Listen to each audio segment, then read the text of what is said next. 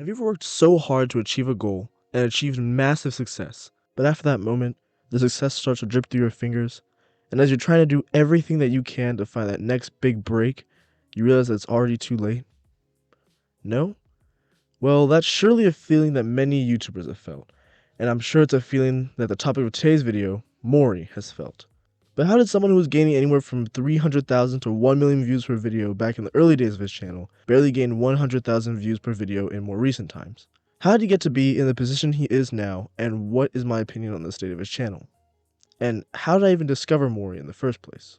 The boy who murdered his neighbor for TikTok is Mori's most popular video, currently sitting around 9.1 million views at the time of scripting this video, although I doubt that that number will increase by a significant margin by the time I finish recording and editing this video. The main premise of this video was to detail a case involving an 18-year-old man named Zachary Latham who killed his neighbor, Mr. Durham, and posted the murder on TikTok. This video is what hooked me onto Mori, although at the time his channel name was Destiny. We'll get into why he changed it later in the video. It was a raw and honest recount of events that was very well put together and researched, but the main reason why I think I was so hooked on him was because he was less censored than many other true crime channels that I've seen cover similar topics. The honest, uncensored language, comments such as, This Zach guy, whoever the fuck he is a straight up dickhead.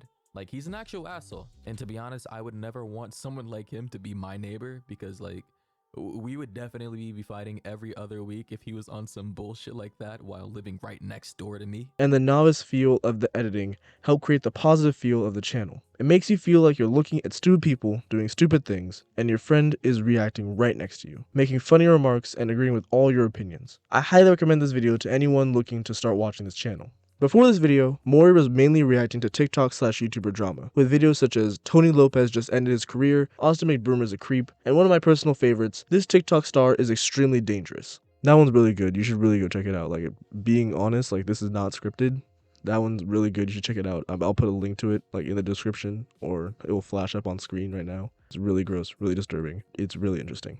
Whenever it was popular at the time, this man has made a video on it. Those random people on Dr. Phil that PewDiePie used to react to, Mori's done a video on some of those people too. J Station, the guy who faked his girlfriend's death for views, 2 videos on that. Even when reacting to TLC clips was popular, like the guy who was in love with his car, all the way to Big Ed. What I'm trying to say is that in the beginning of Mori's channel, while trying to discover himself and the direction he wanted his channel to go, he followed the crowd and made videos on whatever was popular at the time. It was a good way of starting his channel because these videos helped him grow a fan base and a community who would share stupid stories from him to cover, stories like the TikTok murder. After that video dropped, he figured out what he wanted his channel to be, a true crime channel, a place where he could cover topics that were so weird and so unbelievable that people had to see what was going on. With his content shift also came a name shift, as I mentioned at the beginning of the video. He changed his name from Destiny to Mori, mainly because when searching up Destiny, people would find the other Destiny's channel. People would mix the 2 Destinys up, causing the other Destiny to gain more exposure. But it doesn't even matter anyway, because Destiny's banned on Twitch. Obviously, that hinders channel growth. But this also symbolized the shift in Mori's content from reacting to whatever was popular on YouTube at the time to finding himself in reacting to insane news stories that he or his fans happened to stumble across. Things started off strong with his new content shift. 6 out of his next 12 videos surpassed 1 million views. And at the time, with him only having about 1.5 million subscribers, that's pretty good. After this initial period, however, Mori could not maintain the success of his viral video and his views began to decline. Although he would occasionally have a video break 1 million views, most of his videos would average around 300 to 600,000 views. Hence the reason he changed his name. He wanted to eliminate any external factor that could hinder his success. He was struggling to gain viewers, peaking at 2 million subscribers,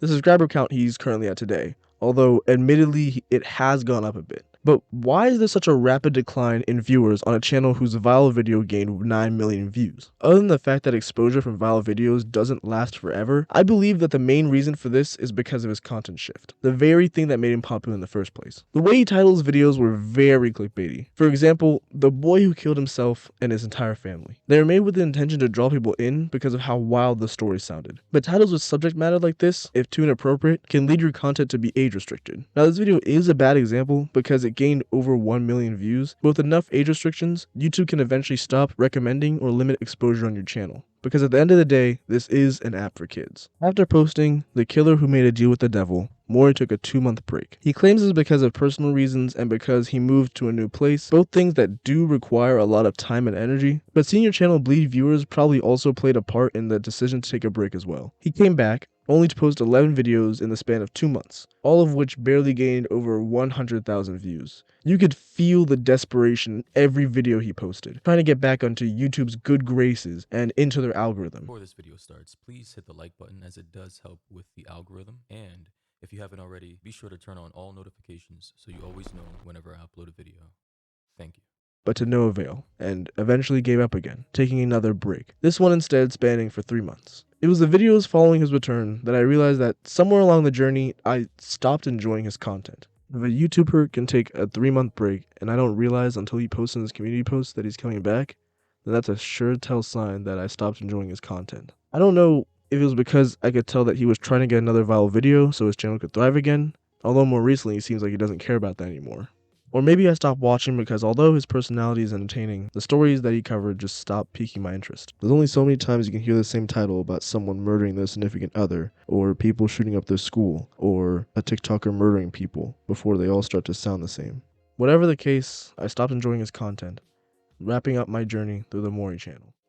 This was a story about a channel with an identity crisis. Mori did not know what he wanted to be, so he just copied the most popular thing at the time. Then he had one viral video and latched on to the true crime genre, even changing his name. He finally figured out who he was and what he wanted to be. But the same shift in content also turned out to be his downfall, because YouTube does not like that kind of content, causing his channel to bleed viewers and his subscriber count to grind to a halt. This is not an extensive list of the history of Mori and everything he's been through for the past 4 years, but a deep dive into my personal opinion on him and why I eventually stopped watching him. Although, if you are interested in true crime, I highly recommend his channel. It'll be linked in the description and on the end screen. Thanks for watching. And until next time, stay safe out there.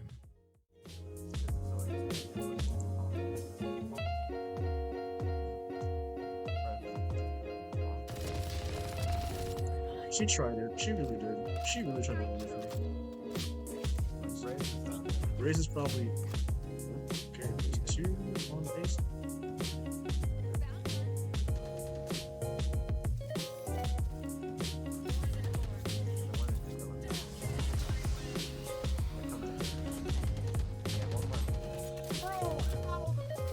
You alright?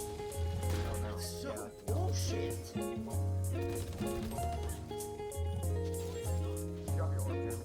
Yeah, it's all this stuff.